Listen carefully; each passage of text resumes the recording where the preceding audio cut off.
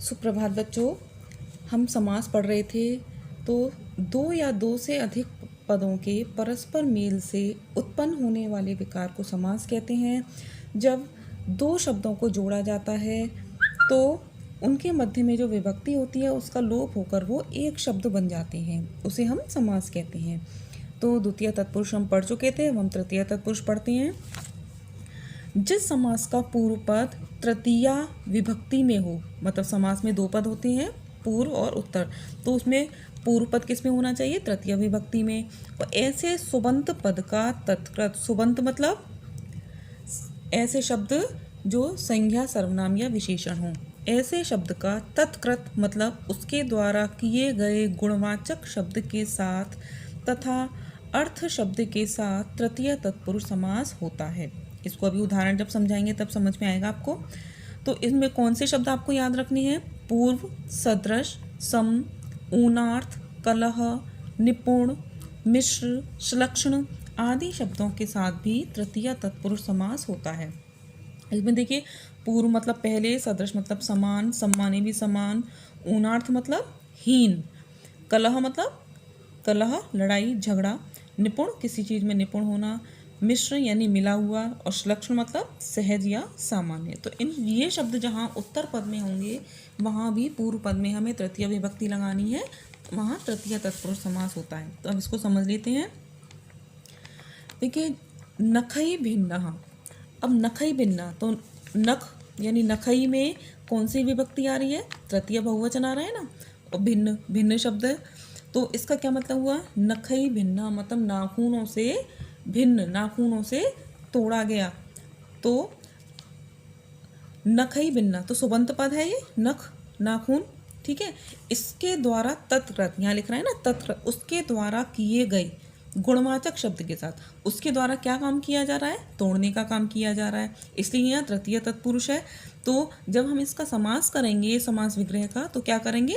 नखई का मूल शब्द लेंगे नख और भिन्न उसमें जोड़ देंगे तो हो जाएगा नख भिन्न।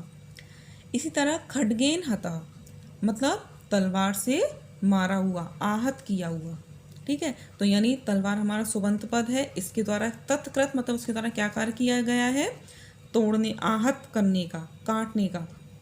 तो खड्गेन तृतीय विभक्ति आ रही है ना, बालकेन, तो खड्गेन तृतीय विभक्ति, तो इसका मूल शब्द लेंगे हो जाएगा खड्ग और हतः जोड़ देंगे तो हो जाएगा खड्ग हतः।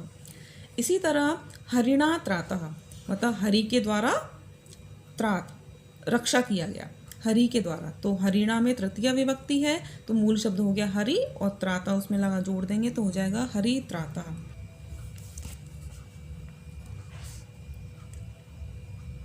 शंकुलिया खंड, शंकुलिया, शंकुल मतलब सरौता, सरौते के द्वारा टुकड़े किए गए टुकड़े, तो शंकुलिया, तो शंकुला होता है, तो इसमें बालिका के रूप पढ़ेंगे तो तृतीय विभक्ति शंकुलिया है। तो इसको क्या करेंगे हम?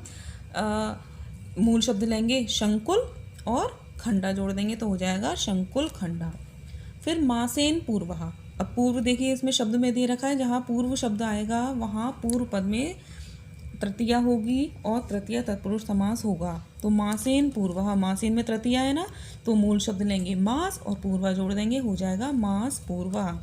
इसी तरह मात्रा सदृशः, माता के समान। अब देखिए सदृश शब्द भी इसमें आ रहा है, सदृश शब्द जहाँ होगा वहाँ तृतीय तत्पुरुष होगा, तो मात्रा का मूल शब्द होगा मात्र और उसमें सदृश जोड़ के हो गया मात्र सदृशः। त्यागेन समम, सम शब्द आ रहा है, त्यागेन में तृतीया है यानी तृतीय तत्पुरुष है, इसका मूल शब्द लेंगे त्याग, उसमें तो जोड़ देंगे हम समम तो हो गया त्याग समम। पादेन ऊनम, अब ऊनम शब्द आ रहा है तो पादेन यानी तृतीया है, मूल शब्द लेंगे पाद और ऊनम जोड़ देंगे तो हो गया पाद ऊनम। अब पाद में अ है और उ है, तो अ के आगे उ आता है तो कौन सी संधि से हो जाएगा? गुण संधि हो जाएगी, गुण संधि से क्या हो जाएगा? अ और उ मिलकर ओ हो जाएंगे तो हो जाएगा पादो नम। वाचा कलह, वाचा, अब इसकी तृतीय विभक्ति क्या हुई? वाक, मतलब वाचा ये तृतीय विभक्ति है तो इसका मूल शब्द हुआ वाक, कलह जोड़ के हो गया वाक कलह। वाचा निपुणः, निपुण शब्द में भी तृतीय तत्पुरुष होता है तो वाचा का मूल शब्द हो गया वाक और मूल फिर हो गया उत्तर पद वाला निपुण, वाक और निपुण को जोड़ देंगे, लेकिन यहाँ पर भी संधि हो जाएगी, क के आगे ना आ रहा है तो कौन सी संधि से कौन सी संधि होगी, अनुनासिक संधि से हो जाएगा वांग निपुणः। गुणेन मिश्रः, मिश्र शब्द में भी तृतीय तत्पुरुष होता है। गुणेन का मूल शब्द लेंगे गुण और जोड़ देंगे मिश्र, हो जाएगा गुण मिश्रः। इसी तरह व्यवहारेण श्लक्षणा, देखिए श्लक्षण शब्द में भी तृतीय तत्पुरुष होता है, तो व्यवहारेण ये तृतीय विभक्ति है, इसका मूल शब्द लेंगे व्यवहार और श्लक्षणा जोड़ देंगे, हो जाएगा व्यवहार श्लक्षणा। ये हो गया आपका तृतीय तत्पुरुष समास। अब हम चतुर्थी तत्पुरुष समास देखते हैं। तो इसमें शब्द देखिए अर्थ, बलि, हित, रक्षित, सुख, ये शब्द जहाँ भी आएंगे उनके साथ चतुर्थी तत्पुरुष समास होगा। मतलब पूर्व पद में चतुर्थी विभक्ति होगी और उत्तर पद में ये शब्द होंगे, वहाँ पर चतुर्थी तत्पुरुष समास होता है। तो द्विजाय अर्थम, द्विजाय अयम। अच्छा एक बात और देखिए, ये जो अयम शब्द है ये अगर पुल्लिंग में होता है तो उसे अयम को हम किस में बदल देते हैं, अर्थ में। अर्थः जैसे बालक के रूप चलते हैं अर्थः। अगर इयम होता है तो हम उसे स्त्रीलिंग में, इयम होता है स्त्रीलिंग में तो उसे हम उसे भी अर्थ में बदल देते हैं। लेकिन जैसे बालिका होता है इसी तरह इसमें आ की मात्रा लग जाएगी, हो जाएगा अर्था।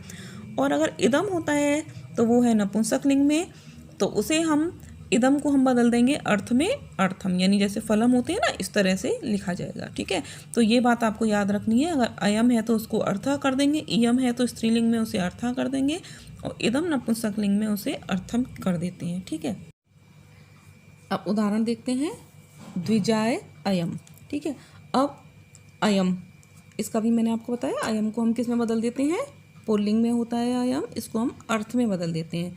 तो अब द्विजाय पहले पद में चतुर्थी विभक्ति है तो हमें पता लग रहा है कि ये चतुर्थी तत्पुरुष समास है। तो इसका मूल शब्द क्या हुआ द्विजाय का, द्विज।